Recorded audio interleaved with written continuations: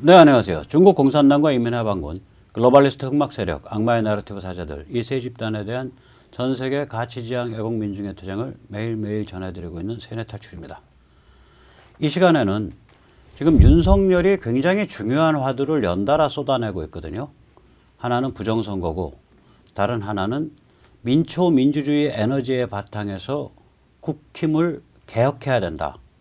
이 두 개의 핵심적 화두를 지금 연달아 쏟아내고 있는데 이것을 이 국힘 모든 후보가 공유해야 되고 또 윤 후보도 자신이 쏟아낸 화두를 좀 더 심각하게 좀 더 깊게 천착해야 되는 거 아니냐 이런 이야기를 모셔보도록 하겠습니다.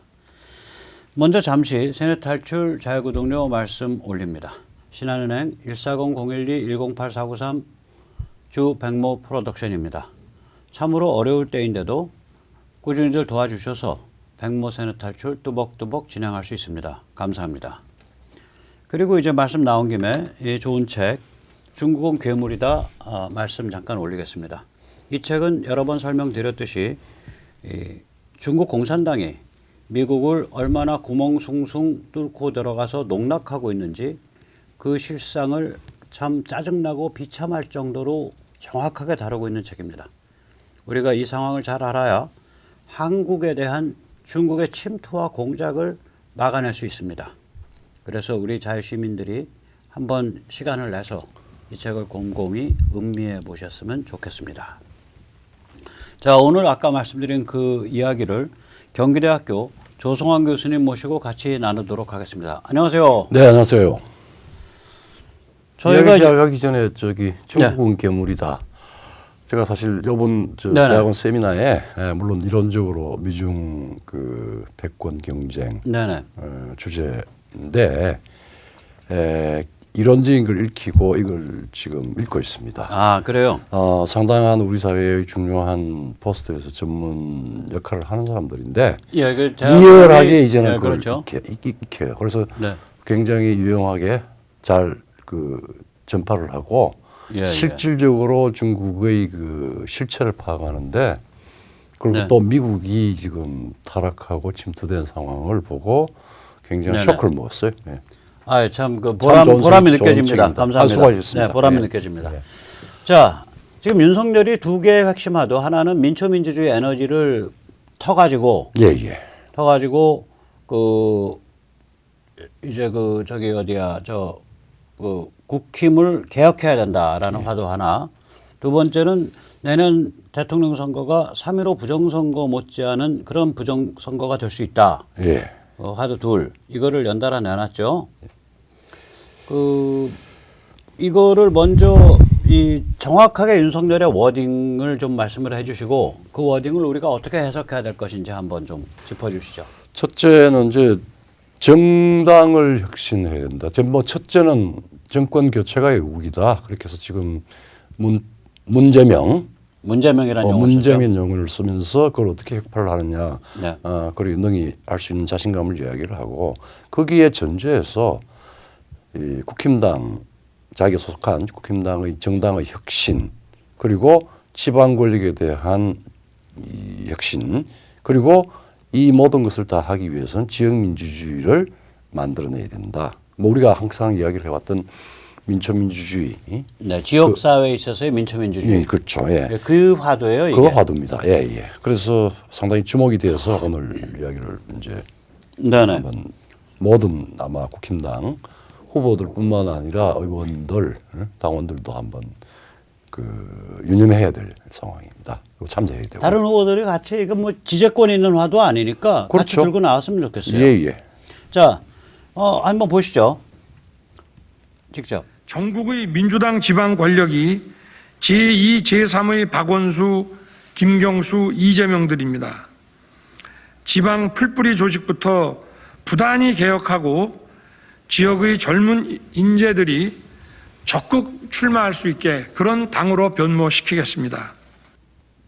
그러니까 지역 민주주의, 지방 권력을 가지고 와야 되고 대선뿐만이 아니라 이제 지방선거가 바로 있으니까 지역 민주주의를 활성화시켜 가지고 당을 혁신해야 된다. 그렇죠.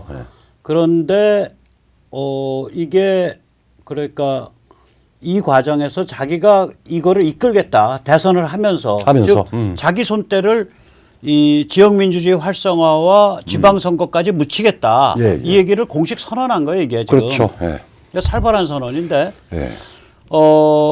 먼저 그러니까 이 우리나라 법체계상 대통령이 당선이 되는 경우 그러니까 뭐 윤석열 후보뿐 아니라 어떤 국민의힘 후보든지 그렇죠. 간에 당선이 되는 경우 정당의 후보 추천이라든지 기타 등등의 취임 전까지는 관계할 수 있죠. 그렇죠. 예. 당선인 신분도 관계할 수 있지 않나? 그렇죠. 예.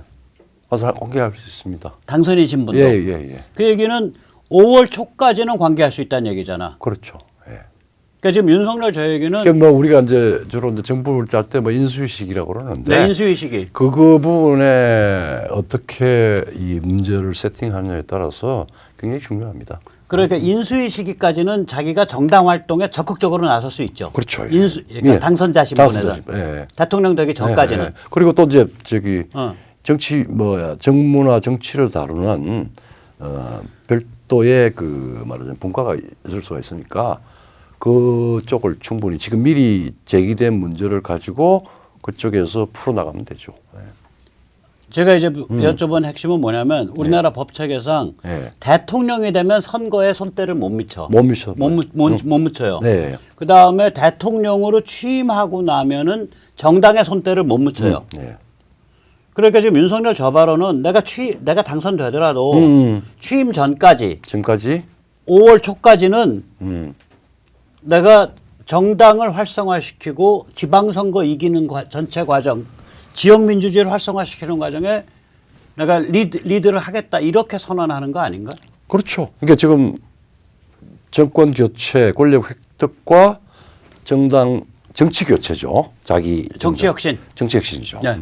정당 정치 혁신이죠. 네. 그 두 가지를 일단 냈고 아마 고민을 이거는 뭐 윤석열 후보뿐만 아니라 정작에 사실은 모든 후보가 이런 얘기를 했었어야 돼요. 그리고 사실은 이 머리를 맞대고 공통의 그걸로 이미 만들어져야 될 상황인데 이게 이제 선기를 누설하자면 예. 국힘이라는 게 이 당원 협의회장이나 국회의원들이 대통령 후보가 경선에 나온 당내 경선에 나온 대통령 후보가 정당 조직에 손보겠다 그러면은 다 싫어해. 싫어하죠. 그러니까 윤이 이야기를 꺼낸 거는 자신감이 생긴 거예요. 그런데다가 당신들 싫어하던 말던 내가 상품성이 있으니까 내가 리더십 잡고 정당 혁신과 지방선거 승리를 내가 이끌겠다. 그리고 원칙으로 돌아가자. 네, 그 얘기라고. 그 이야기입니다. 이제 국회의원들 당신들 우리 다 한 몸 됐잖아. 살 섞었는데 내가 이거 좀 한다고 당신들이 나 비터놓을 거냐 하고 이제 개기는 거야 이게. 근데 이거를 윤만 개길 일이 아니라 홍준표도 개겨야 되고. 그렇죠. 이게 누구한테 대해서 개기는 거냐면 국힘 내 기득권 세력, 그렇죠. 기존 당원협의회장, 기존 국회의원들한테 대해서 개기는 얘기거든요 이게. 그렇죠. 원희룡도 개겨야 되고. 당직자들까지 포함해서. 그 당직자들까지. 국힘이 저 아니 마피아 같아요. 그렇죠. 저기 누구야 또 유승민이도 같이 개겨줘야 된다고. 그렇죠. 이거 같이 안 개겨주면 윤만 찍히는 거예요. 나 그렇죠. 저 발언 보고 야, 저 사람 이제 당내에 대해서는 판 굳었다고 생각을 한다. 지금 뭐 20몇 프로 차이가 난다요. 이짝저짝으로 조사 결과에 따라 다른데. 네.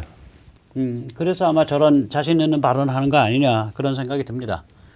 그 다음에 이제 윤의 두 번째 이제 핵심 화두는 부정선거죠. 그렇죠. 이거를 윤이 원래 어디서 밝힌 거예요? 자기 페이스북에서 밝혀놓고 강원도인가 어디 가서 어제 그것도 이제 가장 그 변질변질하고 참 이야기하기 말듣기 참 곤란하고 그다음에 뭐 굉장히 그 네거티브하게 서로 참 볼성사납게 국민들이 보아서는 그런데 유승민 후보가 그 이야기를 하도록 길을 터주고 결국은 중립내각을 만들어야 된다. 근데 페이스북에서 아주 네, 처음에 대장동으로 해서 아니, 유승민 말을 이끌어내고 예. 그 대장동의 주범이라고 하는 이재명이 손을 잡고 대통령하고 그 문재인이가 쎄쎄쎄 하는 저게 저게 선거 불법 개입 아니냐 해놓고 나서 부정선거 프레임으로 빵 치고 나가. 한번 직접 들어보시죠. 들어봅시다. 예. 이번 정부는 꼭 선거를 앞두고 있으면은 총리, 행안부 장관, 또 법무장관을 전부 민주당 인사들로 전부 채우는데 예. 제가 오늘 이제 조금 전에 여기 들어오기 전에 중립내각 구성을 좀 촉구를 했습니다만 이 부분에 대해서는 어떻게 보고 계십니까? 선거가 있으면 당연히 그 선거에 영향을 미치는 그런 장관들 이런 사람들은 네. 그래서 유승민을 낚은 거야. 낚았죠. 예. 그리고 이게 굉장히 큰 의미를 갖는 게 예. 그날 낮이구나. 3.15 이게 이제 자기 페이스북에다가 지금 뭐 4.15 부정선거다 이런 뭐 우리 한교안 후보가 또 했던 뭐 이런저런 이야기에서 깊이 생각하겠다라고 하는 말만 하고 구체적으로는 이야기를 안 했어요. 그러다가 쭉 하다가 어제죠. 그러니까 네. 이게 자기 페이스북에다가 3.15 부정선거를 능가하는 부정선거가 나올 것. 이재명과 문재인의 회동을 딱 보면서 네. 그리고 선거와 관련된 중요 말하자면 내각 예, 포스트에 전부 일사불란하게 큰 부정선거를 이룰 수도 있는 라인업이 됐다. 이거는 안 된다. 그래서 거국 중립 내각이 구성이 되어야 된다. 이거 사실은 큰 이야기입니다. 큰 이야기죠. 이건 마음 먹고 한 얘기일 거예요. 마음 먹고 했습니다. 예, 그래서 이제 이게 이제 뭘 뜻하냐면 정당과 자유시민이 예. 시민과 정당이 힘을 합쳐서 예. 부정선거를 막는 공동 프로젝트를 띄워달라 이 소리라고. 그렇게 띄우도록 자기가 중간에 산파 역할을 하겠다 이 소리예요. 저는 저는 그 그렇게 메시지를 됩니다. 받아들였어요. 예. 그리고 한편으로는 문재인 그 586 집단한테 나는 너희가 4.15 때 한 짓을 알고 있어. 그렇죠. 나는 너희가 한 짓을 알고 있다. 이 메시지예요. 금남 메시지. 이게 저는 이게 윤석열 후보한테만 부담을 줄 일이 아니라 국힘의 다른 후보 원희룡, 유승민, 홍준표도 이 화두를 같이 공유해야 된다. 공유해야 됩니다. 예. 이거는 예, 그리고 국힘 전체가 이 화두를 공유해야 된다. 예. 3.15 부정선거를 능가할 수 있는 3.9 부정선거를 어떻게 막을 것이냐. 그렇죠. 예. 정권 잡고 나면은 4.15 부정선거 다 깔 수가 있어요. 지금 4.15 부정선거는 우리 동지들이나 민경욱 그 동지 같은 분들이 불씨를 잘 지금 유지하고 있거든. 불씨만 유지하고 있으면 돼. 4.15는 과거 거는. 싸움은 과거로 하는 게 아니라 미래로 해서 미래. 그러니까 정권 저기 획득하고. 정권 획득. 정권 창출. 근데 그 전제가 될 때 그걸로 해놓고 나서 예.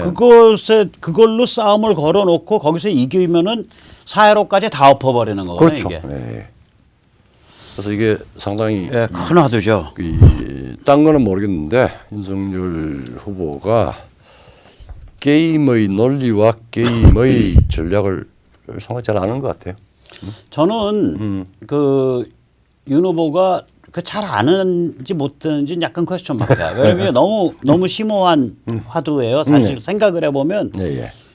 깊게 물려 들어가면서 뭐 공화국의 시민됨이라는 게 뭐냐. 예. 정당 정치와 시민 사이의 관계는 뭐냐. 네. 지금 국힘은 저거 무늬만 정당이지 시민을 무서워하는 정당인데 저걸 어떻게 정당으로서 정상화시킬 수 있냐. 예. 뭐 이런 문제들이 다 연결돼 있는 거거든요. 그래서 그걸 지금 사실 불편한 진실에 대해서 대부분 다 지금 이 뒤로 왜곡을 하거나 아니면은 그 고민에서 스스로를 뺐단 말이에요. 네, 근데 윤석열은 이제 그 고민을 건드렸어요. 건드렸는데 이제 그 깊숙한 신부까지 갔는지는 제가 모르겠다. 물도 모르겠어요. 예. 근데 오늘 그러니까 요번에 다른 후보들도 다 이 화두, 예. 이 부정선거에 관한 화두, 그다음에 정당 혁신에 관한 화두를 같이 공유하면서 이 고민의 신부를 딱 도달하면 예. 그때 나오는 퀘스천이 이거거든. 그러니까 이게 대통령 선거 이긴들 청와대가 단두대 아니냐. 같은 대자 돌림인데. 그렇죠. 예. 이 고민 해야 된다. 그렇죠. 청와대가 지금 단두대다. 지금 상황이. 그래서 한번 대통령들 한 서너 가지의 문제가 있죠. 아유, 대통령 아유, 먹은들. 아주 지금 뭐 많은 사람들 중에서 그래요. 뭐 이것도 같은데 그 뒤에 또 어떻게 할 거냐. 그 중에 가장 그 이 머리를 짓누르는 거는 거의 맹목적으로 뭉쳐 있는 180석. 이건 절대 다수입니다. 야당이. 예, 예. 무슨 일이든 그러니까 절대 다수 여소야대. 여소야대. 어떤 일이든 방해할 수 있는 국정을 다 마비를 나는 시킬 수 얘들 있는. 보면 예. 저거랑 똑같아요. 이번에 그 자기들 당내 경선 망가지는 것도 다 줄 서서 그냥 가 그럼 쫙 가는 거 보고서 조폭 사시미 부대 생각이 나는 거예요. 뭐 5년 동안에 거의 그거 거짓을 한 거 아닙니까? 조폭 사시미 부대는 이제 한 20살짜리 어린애들을 쓰는데 19, 네, 20살짜리. 얘들은 뭐 몸 뚱뚱하고 이런 애들 아야도 아니야. 아주 호리호리하고 몸이 날래요. 진짜 사시미 부대는. 그럼 집합 차타 그럼 봉고차에 타락 타갖고 탁 앉아 있다고 얘들은. 나이 드신 연로하신 원로까지 뒤에서 만나서 박수 치고. 그러니까 이거 나이가 저기 국회의장 한 사람들까지도 나서서 우리 제명이 띄우는 거 보고 저게 나이가 70이지 19살짜리 조폭 사심이랑 뭐가 다르냐. 시정의 민심은 민주당을 지지하는 사람들도 할 말이 없어요. 그런데 정치권에서 지금 기득권을 가지고 있는 사람들은 그런 방식으로 뭉쳐있는 180석에 그리고 공포스러운 여소야대. 공포스러운 여소야대입니다. 그게 첫 번째. 두 번째는 그다음에 이제 사실은 우리가 이 사단이 나는데 그 조중동 우리 소위 말하자면 제도권 언론 그다음에 국회의원 이게 다 기득권화돼 있어요. 그냥 자기 인트레스트만 밝히고 자기 이익만 챙기고 그런데 이익을 극대화시키기 위해서 대통령 흔들고 대통령 숫자에 칼 찌르는 거를 당연한 일로 생각하는 자들이죠. 그러니까 그걸 뭐 다른 의미로 무슨 감시 견제 뭐 이런 이야기로 포장을 하는데 제왕적 권력을 그 권력을 감시하는 우리들. 근데 실제 사실은 대통령이 무슨 제왕적 권력이 있어 우리나라. 사실은 그 이제 그제 그 노태우 대통령이 이제 그 서거를 하셨죠.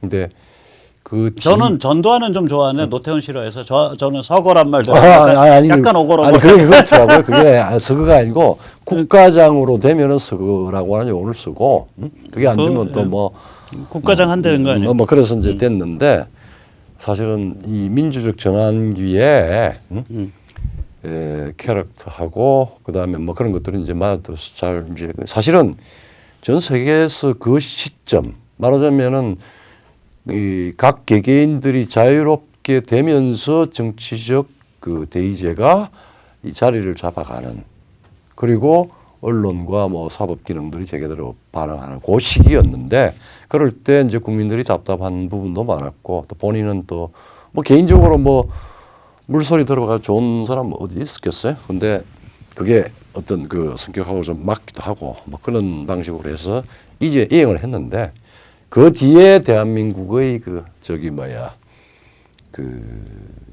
대통령과 혹은 언론 시민사회 이게 호시탐탐 지금 대통령이 제왕적 대통령이라고 그러는데 실제 제도적 권한은 굉장히 많이 크로스체크가 됩니다. 우리나라는 저 의원 내각제적 요소가 있어요. 그렇죠. 한꺼번에 뭐 지금 그래서 이게 오리지널 대통령제가 아니죠. 사실은. 그러니까 이제 겉으로는 다 집중돼 있고 인사권이 다독한데 사실 그렇게 해서 마음대로 전향을 하긴 했어요. 근데 약간의 빈틈만 보이면은 말하자면은 대통령의 정상적인 말하자면은 기능을 중지시키거나 아니면은 기능에 방해를 놓는 그런 호시탐탐 뒷장을 뒤통수를 칠 그런 찬스를 노렸죠.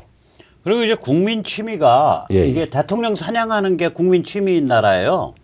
그러니까 건국 대통령 우남 이게 강제 망명이잖아. 그러니까 바람 쐬러 나간 사람을 망명했다라고 한 다음에 입국을 금지시켜 버리니까 망명이 돼 버린 거거든요. 그게. 그렇죠. 그 다음에 박정희 대통령은 암살한 다음에 지금까지도 일부에서는 다카키 마사오라고 부르고. 그 다음에 전두환 노태우는 군부 징역 보내서 지금 뭐 내란죄 선고해서 노태우는 국가장인데 내란죄로 선고를 받았기 때문에 저기는 저기 국립묘지에 못 간다 뭐 있다고 소리 나고 있고. 아니 저기 자기가 그다음에 통일동산에 가겠다고 결정까지 다 해놨는데 네. 국가장 뭔가 간다고 이미 유언까지 해가지고 해놨는데 글쎄. 거기 잘 가십시오 이러면 될 걸. 국민묘지는 못 온다 그래가지고 네. 뭐 데모도 하고 뭐 이렇게 네, 또 그러니까 만들고. 웃긴 놈들이에요. 근데 그 다음에 이제 저기 노무현은 이제 부엉이 바위에서 이제 거시기 했고 그리고 나서 저기 박 대통령은 뭐 저기 탄핵해서 감옥에 집어넣어서 뭐 연쇄살인범 수준으로 선고를 내려버려. 그러니까 그러면 이게 이제 지금은 몸을 안 상한 사람은 YSDJ인데 YSDJ는 또 공통점이 이제 그 자식이 감옥을 갔어요. 그렇죠. 네. 그러니까 여기는 대통령 사냥하는 게 취미인 나라야. 물론 뭐 대통령 국민적 차원에서. 대통령 때 책임이 없는 건 아니지만 네. 우리 스스로 우리 권한을 위임한 사람들을 정확히 포편에 의해서 공과 과를 잘 가려서 좋은 거는 성화를 시켜서 승계하고 문제가 있었던 부분은 엄중하게 해서 지양 극복을 하면 되는 그게 우리들이 자화상 아닙니까? 어떻게 보면은. 그래서 이제 대통령을 먹은들 대통령이 할 수 있는 일이 없어요. 제로야. 로베스피에르가 흥분해서 다 단두대를 보낼 호시탐탐 단두대를 보낼 지금 태세가 돼 있는 또 일 못한다고 무능하다고 단두대 보내 그다음에. 그다음에 예. 무능해서 가만히 얌전히 있을게요. 저 그냥 몸만 좀 보신하겠습니다. 대통령이 그랬다가는 또 너가 대통령이냐 그러고 또 그러니까 저게 청와대가 단두대인 자리예요. 지금 상황이. 이쪽에서 대통령 먹은들. 그러니까 단두대로 언제나 올라갈 수 있는 이 감옥같이 돼버린 상황이에요. 네. 그래서 문제가 뭐냐면은 이런 상황에서 그러면은 또 국힘은 어떠냐. 예. 이게 특히 수도권이 이런데 예. 우선 첫째 지역 시민과 당원은 무서워해요. 국힘 이 당원 협의회장들이. 사실은 중요한 자기 후원자들을 서로 간에 이 자극을 주면서 배우기도 하고 또 힘을 빌리기도 하고 이렇게 해야 되는데 피합니다. 뭐 원래 피하는 데다가 요새 만나면 이제 탄핵 얘기 나오고 박근혜 대통령이 이제 장기 구금 상태 얘기 나오고 4.15 부정선거 얘기 나오고 뭐 눈에 이제 당신들 똑바로 못하냐고 이런 얘기 나오니까 원래 이제 지역 주민과의 케미가 안 맞는 데다가 요새는 안 맞는 정도가 아니라 지역 주민을 피해서 도망다녀. 불편하죠. 불편해. 그러니까 당연히 당원을 발굴하고 성숙시킨다라는 개념 자체가 없어요. 이 사람들은 그냥 뭐 그게 뭐 요새 이름이 뭔가 맨날 국힘이라는 브랜드 하나 빌려가지고 그냥 공천 이렇게 눈 잘 맞추고 이거 잘해서 공천 받으면 되는 그런 사람들이요. 그런데다가 2018년 지선에서 수도권은 전멸을 해버렸단 말이에요. 그렇죠. 모든 걸 다 내버렸죠. 예, 그 기초단체장, 광역의원, 기초의원. 그러니까 당원을 관리하는 최소한의 관리 체계조차도 특히 수도권은 다 붕괴돼 있어요 지금. 그리고 뭐 사실 호합한 연수원이었지만 연수 기능도 교육 기능도 뭐 당원이 그거 없어진 지는 오래됐고. 예. 그건 저기 뭐 천막당사 때 없어진 거고. 예. 그건 20년쯤 되고 없어진 지가. 그러니까 지금 최근 이뤄진 변화만 해도 한 10년 사이 이렇단 말이죠. 그러면은 거기다가 당원을 만나서 이야기를 뭐 좀 한다, 같이 이야기를 나눈다 그래도 가치관이 확립돼 있어, 관점이 확립돼 있어, 내러티브가 확립돼 있어, 언어가 공유돼 아무것도 없어요. 그렇죠. 그러니까 저게 빈집 정당이야. 특히 수도권이 그래요. 빈집 정당이죠. 빈집 정당이야. 대한민국 인구의 귀신 나오는 빈집 정당. 거의 60%입니다. 60%인데 수도권이 그렇고요. 영남 쪽은 고민이 좀 덜하고 당원들이나 지지자들의 고민이 덜해요. 그냥 우린 거기 찍는다 이렇게 해서. 충청은 요새 이제 충남 상황 보면은 이제 거기는 당원 민초가 조직되기 시작해요. 충남이 아마 지금 제일 공백이어서 그런지 몰라도 밑에서부터 일어나는 여러 가지 아주 좀 다양하기도 하고. 저 언제 한번 충남 쪽에 그 일하시는 그 노 교수님이죠. 이제 퇴직한 노 교수님 강용구 교수님 한번 모시고 한번 이야기를 좀 나누려 그럽니다. 자, 그러면 이제 우리가 청와대가 이래서 단두대가 되는 건데 대통령을 먹은들 이 단두대가 아니라 사령부가 되려면 어떻게 돼야 되냐? 정당한 사령부가 돼야죠, 사실은. 근데 이제 사령부라 그러면 이게 군국주의적, 국가주의적, 너희 파시스트 아니냐? 어떻게 대통령이 관저를 사령부라고 부르냐? 여기가 북한이냐? 하고 상대방이 우리를 공격할 수 있어. 그래서 그 사정을 좀 얘기해 주세요. 미국, 그러니까 순수 대통령제라고 그러죠. 미국 대통령제의 실질적인 그 기능과 관련해서는 최고사령관이라고 부릅니다. 예, 미국 언론 보면 예. 대통령을 항상 최고사령관이라고 부를 때가 많아요. 커맨더 인 치프. 예. 그러니까 대통령이 최고사령관이라면 대통령의 관저는 사령부지. 사령부지, 맞아요. 헤드쿼터지. 왜? 그러니까 스테이트를 운영하는데 가장 큰 고민과 결정과 또 명령을 거쳐서 책임을 지는. 예, 이런 그렇죠. 그러니까 청와대가 사령부죠. 단두대가 아니라 사령부가 되려면 그 예. 전략을 한번 딱 정리해 주시면 어떻게 돼요? 그게 기본적으로 정치 기능인데 이 말하자면 주권자 고급 민초에 기반한 정당 체제가 만들어져야 됩니다. 그렇죠. 예, 그러니까 그게 고급 민초. 예. 고급이라는 건 뭐냐면 뭐 재산이 많다 뭐 이런 뭐 저기 뭐야 학벌이 높다가 아니라 우리 후보님, 우리 의원님, 우리 위원장님 하면서 줄 서는 민초가 아니고 그러니까 공적 문제에 대해서 시민으로서 정당하고 발전적이고 또 비판적인 의견을 갖고 행동할 수 있는. 예, 그게 이제 고급 민초죠. 그래야 인풋이 될 거 아니에요. 예, 그 고급 민초에 대한 기반이 돼야 예. 국회 혹은 정당 정치가 정상화되고 예. 그래야 청와대가 단두대가 아닌 사령부가 된다. 사령부가 되죠. 협조도 되고. 예, 그래야 된다. 여기서 잠시 그러면 이 가치지향 민초 조직과 예. 이제 후보 내지 대통령 사이의 관계는 어때야 되냐. 한번 우리가 한 서너 가지 포인트로 이게 정리해보면 뭐 어때요? 최근에 많이 타락을 했죠. 인액티브해서 즉 뭘 안 하고 조직화를 안 하고 피하고 하는 문제도 있고 그다음에 또 한쪽에 선거되면 빠조직이 됩니다. 예, 그러니까 이거를 이게, 가치지향 민초 조직이 만약에 형성된다면 예, 그 예. 조직과 후보 내지 대통령 사이의 관계가 어때야 된다를 단계로 나눠서 만약에 예를 들어서 지금 대선 단계다, 뭐 예, 인수위 단계다, 취임 후 단계다, 음. 단계로 나눠서 딱 정리하면 어떻게 돼요? 정리 첫째 대선할 때는 절대 사실은 바 조직이 되기 쉽죠. 근데 하지만 후보 지향 바 조직이 아니라 가치 지향 민초 조직이 돼야 됩니다. 같이 지원을 하더라도 정책과 가치를 계속 그 인풋할 수 있는 그런 예. 조직으로 그러면 계속 바꿔 나가야 돼요. 예, 그 후보는 그런 바 조직을 만들 게 아니라 예. 가치지향 민초 조직을 병풍을 서주고 후견해야 된다. 그렇죠. 예. 바 조직의 오나가 아니라. 바 조직 오나가 돼서는 안 예, 돼요. 빠조직 만들면은 이거 당선되고 나면은 다 얼음에 눈 녹듯이 녹아버려요. 녹아버려요. 아니, 봄날에 눈 녹듯이 녹아버려요. 자칫하면은 각종 이권이나 이권의 덤빌라고. 요구에 견딜 수가 예, 없어요. 이게 대선 단계에서 후보가 해야 될 일이야. 예, 자, 그래 그다음에- 당선됐어. 인수위 단계는 후보 뭐 해야 되냐? 이제 이거는 이제 가치지향 조직이 예. 보다 체계적으로 조직화되고 그다음에 정치 과정에서 이 적극적인 참여를 그러니까 적극적이고 그다음에 이 창조적으로 참여할 수 있도록 그러니까 딱 뭘 이권을 끌어간다든지 이런 방식이 아니라 이 정책을 인풋을 하고 가치 조직을 자기 각자 공적 그 뭐야 어소시에이션을 만들어 가는데 거기에 필요한 그 지원과 이 리더가 되어야 되는 거예요. 그러니까 무슨 얘기냐면 이게 가치장 민초 조직이 이런 식으로 제대로 태동이 되면 예.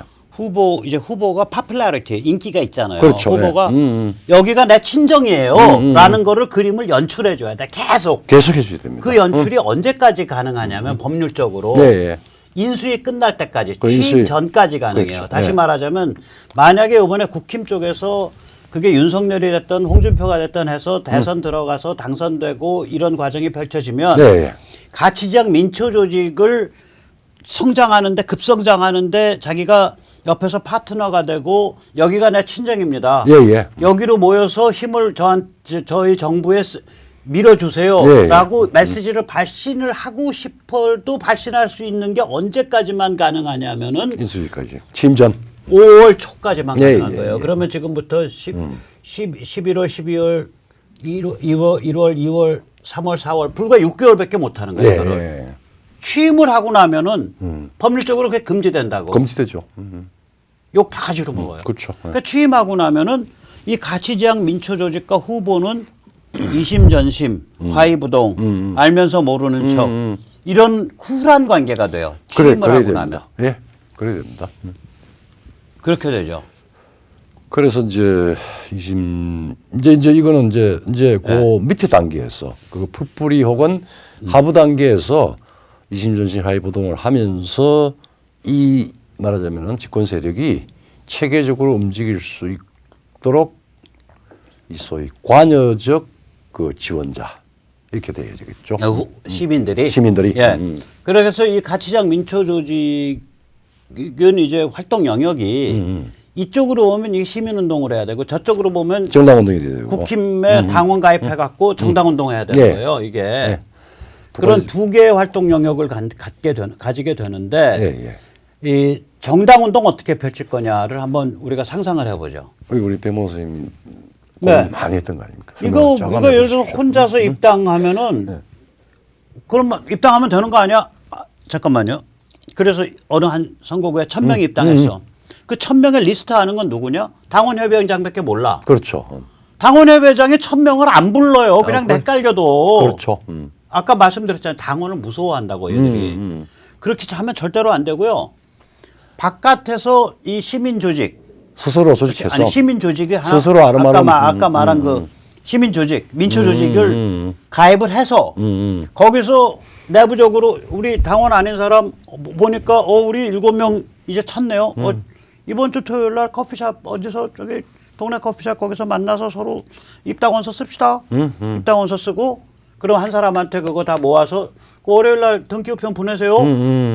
하고 넘겨주고 그날이 입당 귀빠진 날로 그 그룹에 좋아요.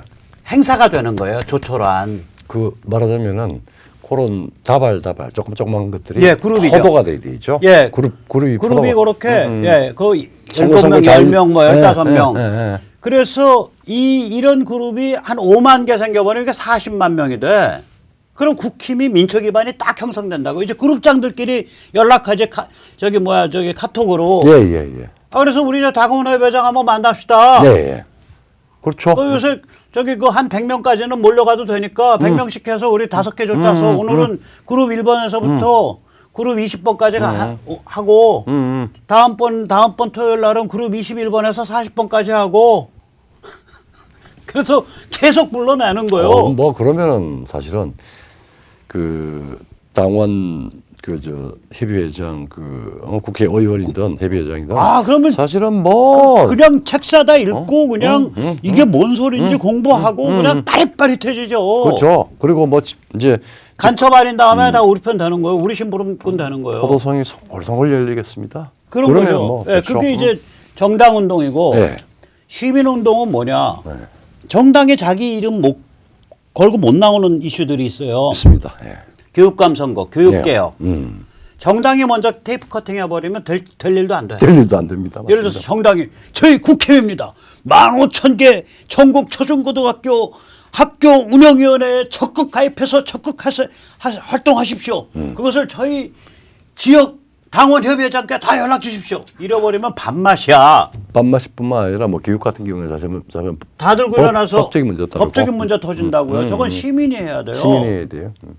그다음에 지역 현안, 부패 카르텔. 사실 뭐 무슨 중요한 개발 뭐 토건 세력이 개발을 한다든지 요새 모를 뭐 때 특정 지역 조직 폭력 뺏기지 않으면 빌딩 하나 제대로 못 올린다는 게 소문의 파다한 세상이 돼버렸어요. 그리고 특정 지역 조직 조폭. 개인 택배가 그것도 그걸 민노총으로 만든 그 어떻게 겁나게 그 엔진 그걸 꺼버려요.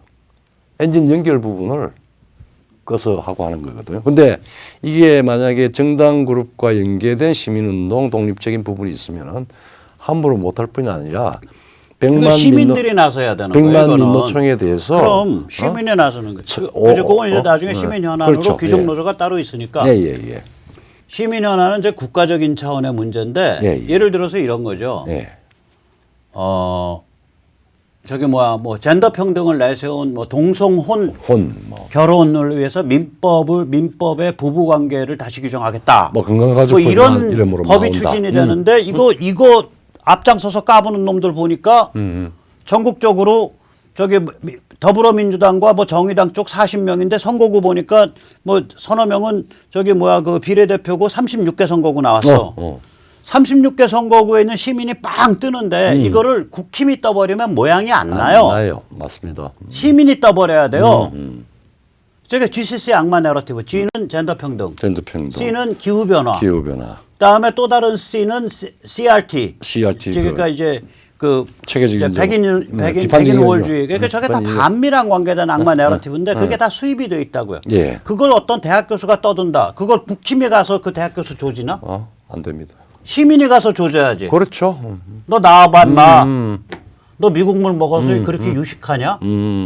왜 우리 애들 비싼 등록금 내고 가는데 너 그걸 그렇게 머리를 갖다 곤죽을 만드냐? 그렇죠.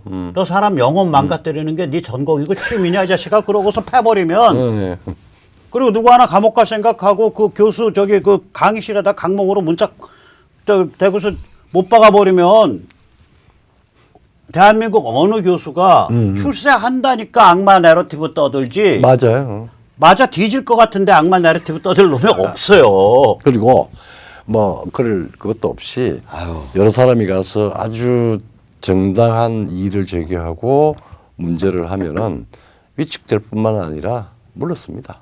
그리고 근데 이제 쟤들 무슨 반일 히스테리에서 그때 노제팬 길거리를 그 펜던트식으로 생긴 그 플래카드로 저기 도배를 했었잖아요, 쟤들이. 그걸 정당이 나서서 우리나라 사람들 반일 히스테리에 홀까닥 넘어가니까 정당이 나서서 그거 저항 운동을 못 해. 그렇죠.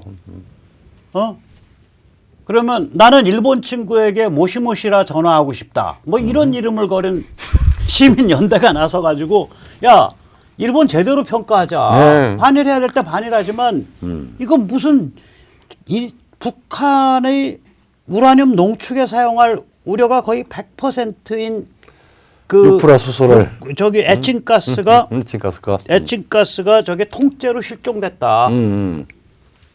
그거 일본이 그래서 관리하겠다는 거 가지고 무슨 반일하냐? 그렇죠. 너희 돌았냐? 너희 평양 간첩이냐? 이거는 시민이 나서서 얘기해야 돼. 그렇죠. 그다음에 또 뭐 역사 문제는 이거 참 역사 왜곡 이거 정당이 나서서 어떻게 역사 해석에 앞장섭니까? 그러니까 시민이 먼저 나서야죠. 나서야죠. 예.